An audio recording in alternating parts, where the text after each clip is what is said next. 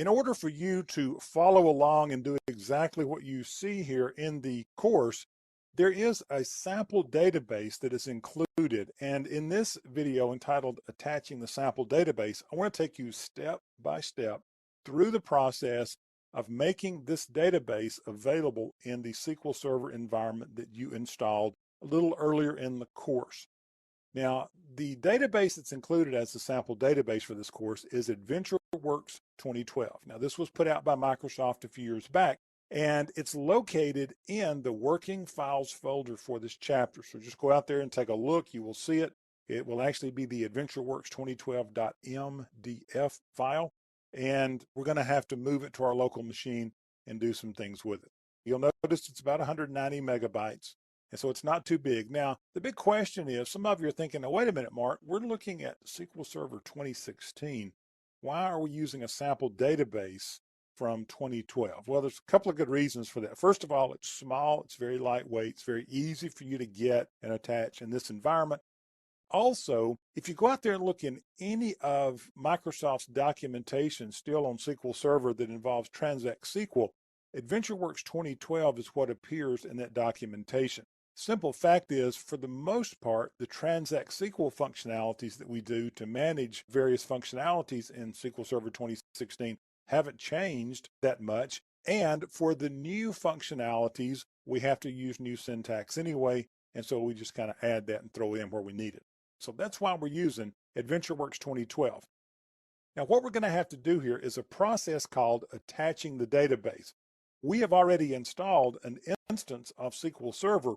Now we have a database that was created on another machine. And this is also, by the way, a great thing that you can use out there in the real world. If you want to get a copy of a database for testing, if you want to relocate a database, and this is a big and a big if you can afford to actually take that database down for just a few seconds, because to attach a database, it has to be offline, and to make a copy of a database has to be offline. So you actually have to take the database offline, make a copy of it, and then you can attach that copy. That is, in effect, exactly what we're doing here. We've got an MDF file that was created on some other server.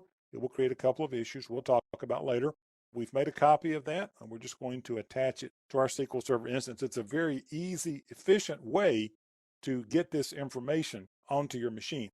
Here's what we're going to do. We're going to go copy the AdventureWorks 2012_data.mdf file from the working files folder for this chapter. You want to copy that to your computer, and it must be copied to this specific location.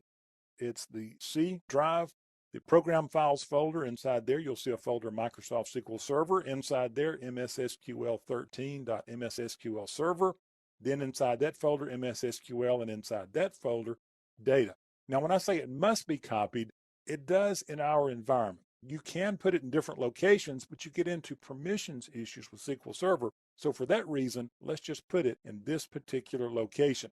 Now, what I want to do here is walk you from square one through the process in SQL Server Management Studio, SSMS, and let's attach this database.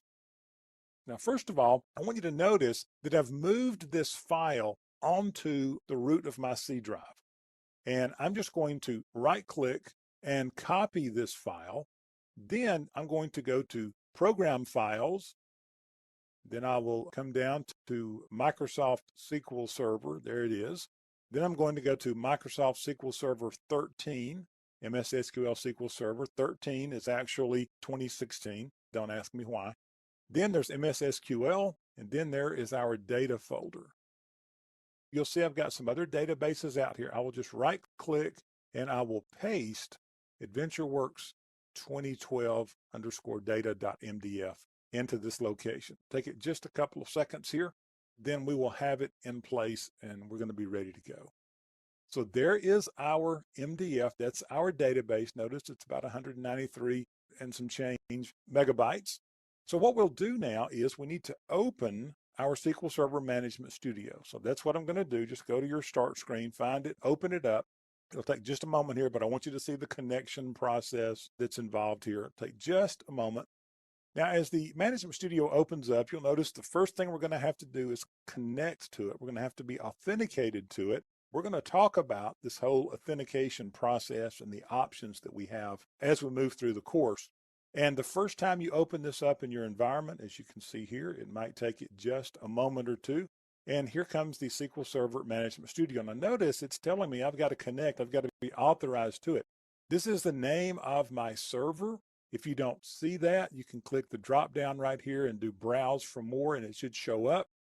Notice if you have a named instance installed, like I have SQL Express on here, you would put the name of your server / the name of your installed instance.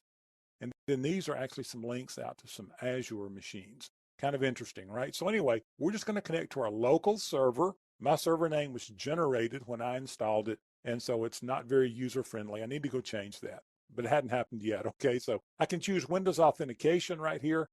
I will just click connect. You should be fine in the same environment for the way that we installed and configured.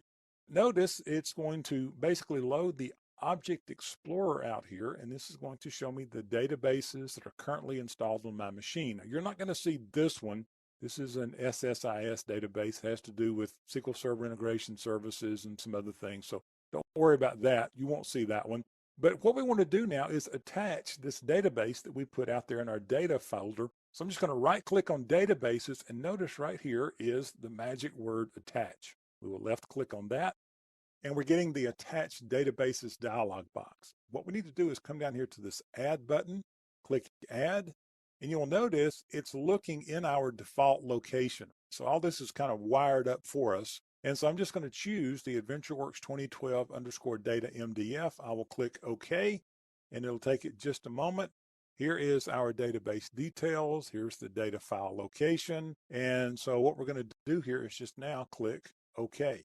And we'll wait just a moment. You'll notice in the lower left, it's saying executing. And just like that, the AdventureWorks 2012 database appears.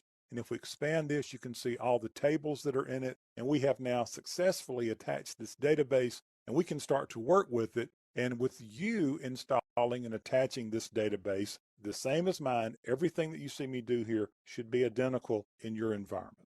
That's how you attach a database. And again, remember, this is a very, very convenient way to duplicate databases on multiple machines for testing and developing and those sorts of things. So not only is it cool here in the course, it's a cool real world trick that you can do as well.